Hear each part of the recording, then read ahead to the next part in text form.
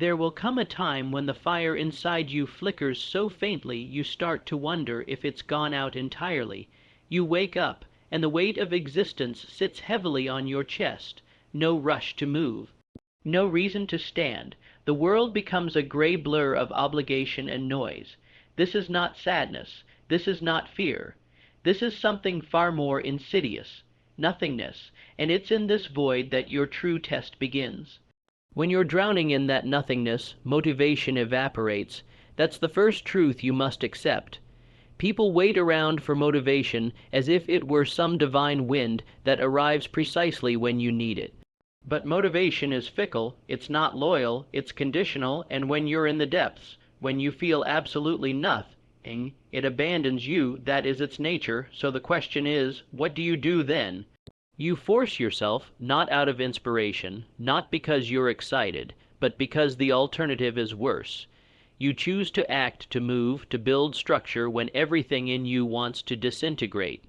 That choice is discipline, and discipline is what separates the ones who fall and never rise again from those who crawl forward inch by inch and build meaning out of the rubble. Discipline is superior to motivation precisely because it is unemotional. It does not ask how you feel. It does not care whether you slept well. It does not need excitement, nor does it entertain excuses. Discipline is your internal order rising up against the internal chaos. It is your refusal to negotiate with apathy, and that is what makes it brutal, but necessary. There is a tyrant inside of you, and it speaks in a quiet voice when you're low. Just wait. Rest a little longer. There's no point in doing anything today. It sounds gentle, even rational, but that voice is the precursor to stagnation, and stagnation is the root of despair. You think you're conserving energy, but you're actually decaying.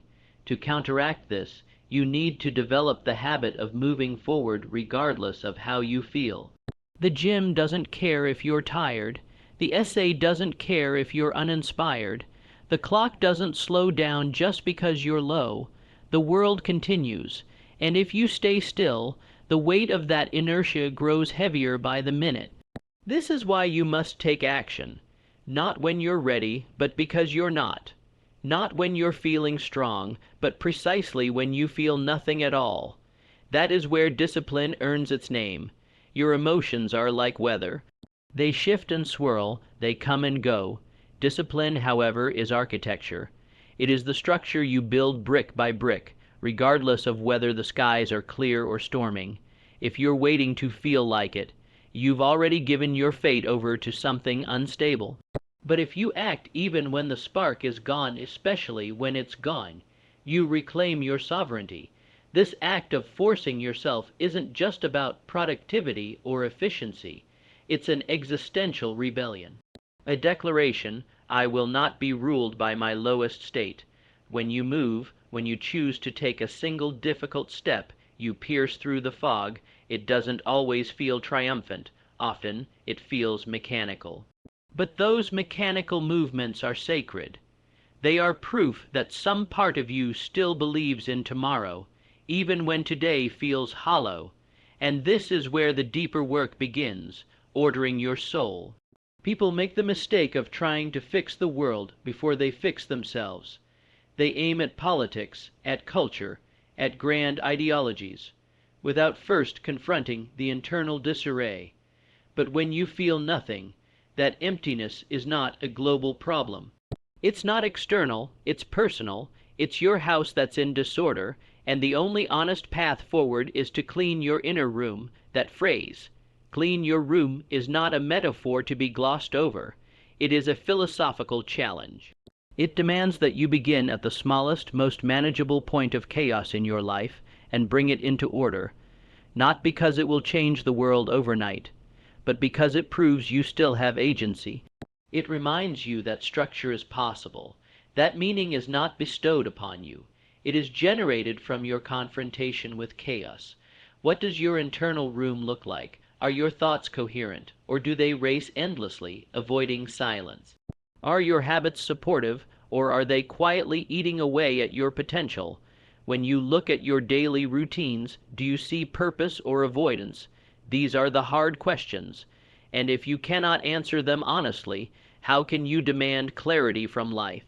You must become the kind of person who voluntarily takes on the burden of responsibility, not because it's glamorous, but because it's necessary.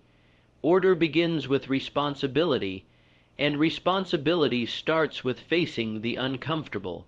The unanswered emails, the unwashed dishes, the unread books, the difficult conversations, every piece of disorder you ignore becomes a tiny vote for chaos, and chaos is seductive when you feel empty. It tells you nothing matters. Why bother? But every act of order is a direct contradiction to that lie. Ordering your soul does not mean achieving perfection. It means confronting your fragmentation. It means standing in the wreckage of your own habits and declaring that you will begin to rebuild one habit, one task, one rule, even if all you can manage today is standing up and making your bed. That act is profound when done against the backdrop of numbness. Don't underestimate the power of the micro decision. Wake up at the same time even if your sleep was restless. Shower and get dressed even if no one will see you. Write for 10 minutes even if every word feels lifeless.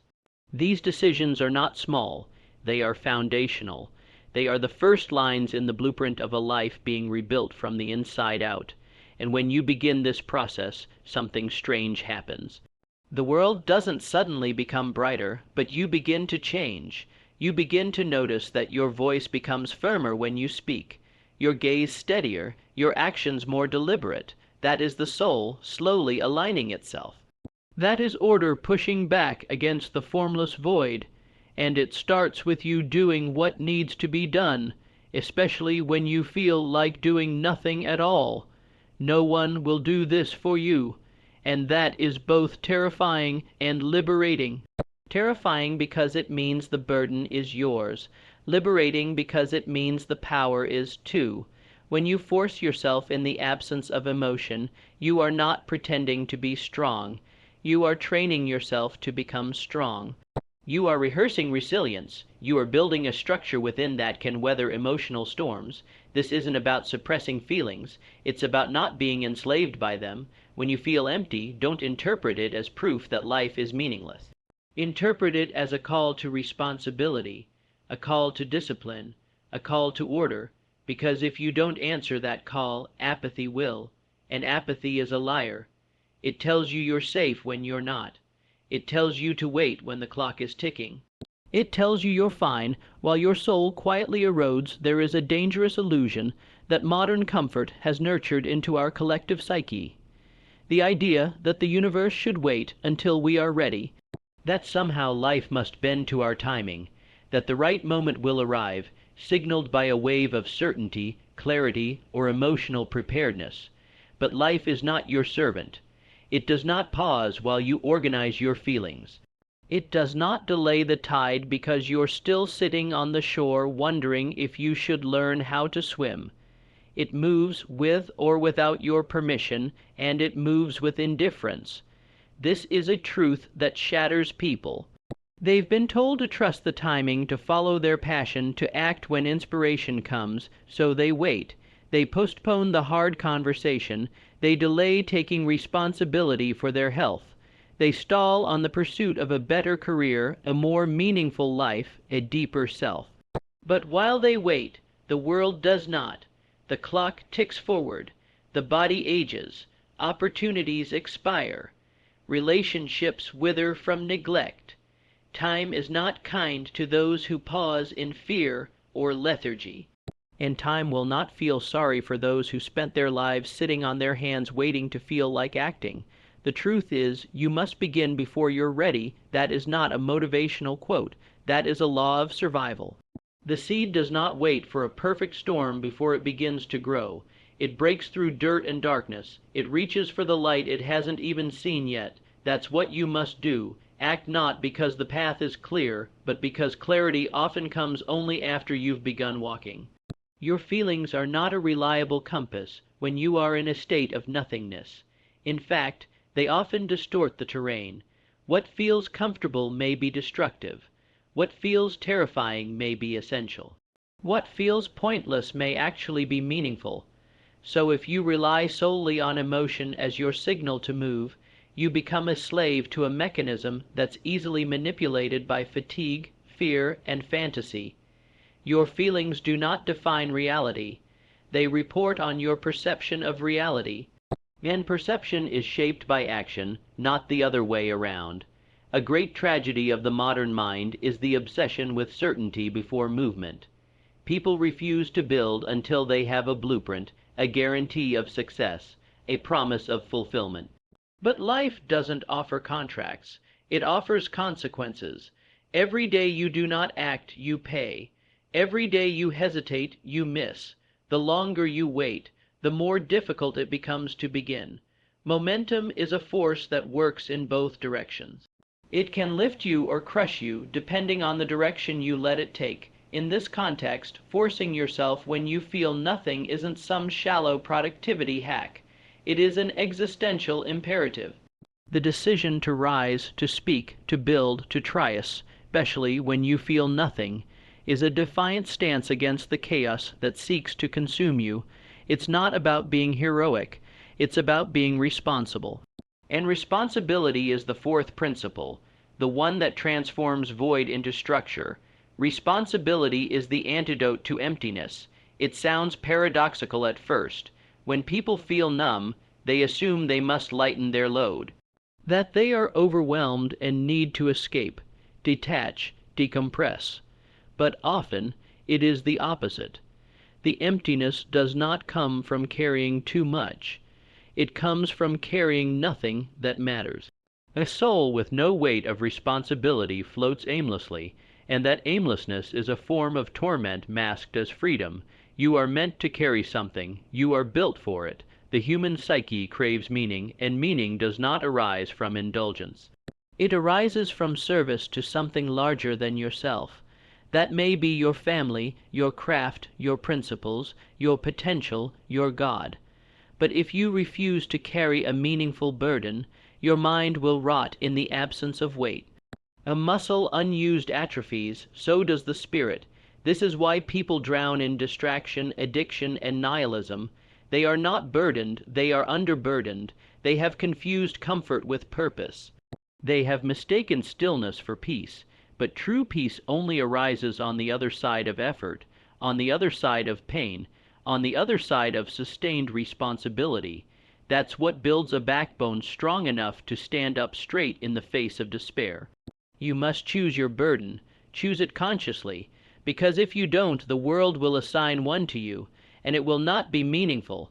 It will be hollow, bureaucratic, arbitrary. You'll find yourself buried under tasks and obligations you didn't choose, wondering why your life feels empty even though it's full. That's the punishment for neglecting the responsibility of choosing your own struggle. Responsibility forces you to confront who you are and who you could be. It makes you accountable not just to the world, but to your own potential. It says, here is what you could become. Here is what you must do to get there. Now bear the cost. That cost may be discipline, sacrifice, effort, or suffering. But whatever it is, it will be worth infinitely more than the cost of staying small and numb. When you assign yourself a burden that matters, you don't eliminate suffering. You make it worth enduring. That's the distinction. The suffering of an aimless life corrodes the soul. The suffering of a purposeful life shapes it. When you feel nothing, it is precisely because the suffering you're experiencing lacks context. It lacks meaning, it lacks direction, and so it feels like decay rather than development. Your soul was not made for comfort. It was made for growth, and growth hurts, it tears, it stretches, it breaks what no longer serves. But it rebuilds stronger, wiser, sharper, and the fuel for that growth is responsibility, voluntarily accepted, consistently embraced, especially when the emotional drive is gone. Think about the figures you admire, the ones who seem unshaken, unbreakable, unmoved by the chaos of the world. They are not made of steel. They have simply accepted more responsibility than the average person is willing to bear. They have confronted their weakness, their limitations, and their apathy, and chosen to act anyway. Not once, but again and again, that repetition of responsibility becomes identity, that identity becomes strength, and that strength becomes legacy. So when you feel nothing, look at your life with brutal honesty. What are you carrying? What have you refused to carry? What have you outsourced to others, to time, to luck, to fate? If you want meaning, you must pick up weight. That weight may not feel glorious. It may not come with applause. It may not even be appreciated by those around you, but it will shape you, and the shaping is the reward. Start small if you must. Responsibility doesn't need to be grand to be transformative. Wake up and take ownership of your morning. Own your words, own your habits, own the space you occupy, then expand. Take responsibility for your career, your finances, your relationships, your health, your character. Each step compounds. Each new responsibility builds on the last. And soon, the person who once felt nothing will look in the mirror and see someone worth respecting, not because they feel powerful, but because they've acted with power, consistently, in defiance of emotional emptiness. You don't need to know the entire path before you start. You only need to commit to walking. You don't need to feel like a hero to begin behaving like one. The feelings often follow the action, not the other way around. And the moment you accept responsibility, you activate the machinery of transformation. You create a gravitational pull around your life. Opportunities begin to appear. People begin to respond. Your world begins to reorganize itself around your seriousness. There is a reason soldiers drill every day, even in times of peace. Discipline must be maintained not just in chaos, but before it. You need a code, a set of rules that you obey regardless of your feelings. Without that code, you become reactive, tossed by every shift in emotion, enslaved to the fluctuations of mood. A person without a code is fragile. They collapse under pressure because their standard is flexible. And flexibility in your values is not strength. It is surrender. Your code is not meant to be convenient. It's meant to anchor you. When your emotions say quit, the code says continue. When the world screams for compromise, the code whispers integrity. When you feel nothing, the code holds your posture upright and your eyes steady. This is not romantic idealism. It is practical survival. You do not rise to your goals. You fall to your standards. So make them high, make them non-negotiable, and then live by them whether your heart is in it or not. You must decide in advance who you will be when the darkness returns, because it will. No one is spared from emptiness. The test is not whether you will face it, but whether you will remain the same man or woman in that void as you are in the light. If your character depends on mood, you have no character. If your actions depend on excitement, you have no discipline. If your morality depends on convenience, you have no soul. A code hardens you against chaos, and when chaos strikes, the person with a code stands still while others break. But a code alone is not enough. You win the war by winning small battles. The large transformations people worship are always made of invisible victories. You don't conquer despair by shouting at the heavens. You conquer it by standing up, brushing your teeth, making your bed, answering your emails, showing up to work, doing one set at the gym, writing one honest sentence. These small victories stack. They build momentum. They carve out a path when no path is visible. When your emotions are dead, your will must live. That will is expressed not in grand gestures, but in the smallest of choices. It's saying no to the snooze button. It's choosing to read for 5 minutes instead of scrolling. It's taking the stairs. It's turning off the light and getting proper rest. These are not trivial acts. They are votes for the future you're building. They are blows struck against the part of you that wants to disappear. Each small act of discipline is a brick. Stack enough, and you build a wall that stands between you and the void. Stack more, and you build a fortress. Stack more still, and you become the kind of person who others look to in crisis, not because you're louder, but because you are stable, consistent, battle-tested. And that stability is earned in silence, in solitude, in repetition, in the private moments where no one watches and you force yourself forward anyway, regardless of the weight, regardless of the doubt, regardless of the fact that you feel absolutely nothing at all. You will not feel like it. That's the reality no one wants to hear. You will not feel motivated most days. You will not feel inspired when you wake up. You will not always feel driven, excited, or purposeful. And that absence of feeling, that void, if you let it dictate your actions, it will devour your future. If you do not force yourself to move when everything inside of you says there is no point, you will not build anything. You will rot in place, spiritually and mentally, and the world will continue moving without you. Modern culture has glorified feeling to a fault. We treat emotional alignment as a prerequisite for action. But what if that alignment never comes? What if the moment never arrives when passion surges and everything becomes clear? Will you simply wait forever? The harsh truth is that most people do.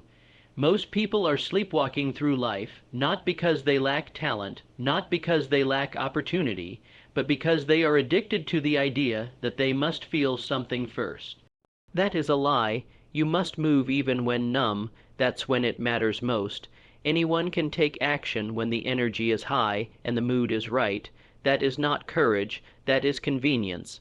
What separates the ones who build legacy from those who live lives of quiet desperation is the decision to act in the absence of inspiration, to move forward without applause, to wake up and carry the weight of life, not because they feel like heroes, but because they refuse to let apathy dictate their destiny. Do you want to know what builds confidence? Not compliments, not motivation videos, not empty affirmations. What builds confidence is knowing that you can rely on yourself, that you will show up no matter what, that even on your worst day, you will not betray the commitments you've made to yourself. That is where real strength lives, not in external results, but in the internal consistency that you've hammered into yourself through repeated choices against your weaker impulses. You cannot think your way into a better life. You cannot overanalyze your way into transformation. You have to act, and not just once, but relentlessly, daily. You must build structure where there is chaos. You must carry responsibility where there is emptiness. You must walk forward even when you don't know where the road leads. That's not foolishness. That's maturity. That's how you become the kind of person who is not broken by circumstances, but forged by them. Stop waiting for clarity to descend from the heavens. Clarity is earned. It is constructed brick by brick through action. You learn who you are not by thinking, but by doing. And you grow into who you could be by voluntarily taking on responsibility, especially when it's heavy, especially when you're tired, especially when nothing inside you feels ready, because readiness is a myth. You do not rise to your potential when conditions are perfect. You rise to your standard when conditions are painful. That's why your code matters. That's why your habits matter. That's why the small decisions you make when no one is watching matter. Because those moments are where your identity is being shaped, not in the big public gestures, but in the quiet refusal to let weakness rule your day. When you choose order over chaos, structure over drift, commitment over indulgence, you are slowly becoming the kind of person you once admired from afar. People admire discipline because they know how rare it is. They admire integrity because they know how tempting it is to compromise. They admire consistency because they understand how easily we fall apart when we rely on fleeting feelings. And most of all, people admire those who act when it is hardest to do so. Why? Because it is the ultimate human feat. To go against the primal instinct to quit and to choose responsibility instead. You don't need to change the world. But you do need to take full responsibility for your world. Your mind, your time, your habits, your thoughts, your behaviors, your direction. No one is coming to save you. No one is going to hand you discipline. No one will give you meaning. You must build it yourself. And you build it not by chasing motivation, but by building systems that work even when you're emotionally bankrupt. If you wait for joy to return before you act, you will wait forever. Ironically, joy comes through action, purpose comes through action, fulfillment comes through action. These are not emotions that show up at random. They are the byproducts of commitment. You don't find meaning. You create it by voluntarily stepping into difficulty and emerging stronger on the other side. And that process always starts in the dark, when you feel nothing. The people who go far are not always the most gifted. Often they're the ones who kept going when everyone else stopped. When others said, "I can't feel anything, so what's the point?" They said, "It doesn't matter what I feel, it matters what I do." They fought the small battles daily. They built fortresses of habit and discipline. They stopped negotiating with their weakness and started building from within. You must become dangerous in your discipline, ruthless with your time, loyal to your own code. You must become the kind of person who no longer depends on circumstances to determine their pace. You set your own rhythm. You build your own fire. And you don't put it out when the world is cold. You keep it burning, slowly, steadily, quietly, until it becomes an inferno that no darkness can put out. It's not about how you feel. It's about what you're committed to. If you're committed to growth, then act like it. If you're committed to change, then suffer for it. If you're committed to greatness, then begin proving it, not with declarations, but with your schedule, your decisions, your conduct when no one is looking. Especially then, because the secret no one tells you is this: most of your progress will be invisible. Most of your growth will happen in silence. You will not be congratulated for forcing yourself to get up and work when you're numb. You will not be praised for choosing structure over chaos. You will not be applauded for staying loyal to your mission when everyone else has forgotten theirs, but you will know, and that knowledge, that deep earned self-respect is worth more than anything external. So if you are in that place right now, where you feel absolutely nothing, do not collapse, do not seek escape, do not wait for rescue. You are not broken, you are being tested, and your only way out is through. Through repetition, through structure, through responsibility, through the relentless execution of your code, get up, move forward, carry the weight, ignore the lack of feeling, force yourself to act. Not once, but every day, especially on the days when your soul is quiet and your heart is heavy. That is where strength is built. That is where discipline is forged. That is where identity is transformed. And that is where greatness begins, not in the moment you feel inspired, but in the moment you do what's necessary, regardless of whether you feel anything at all.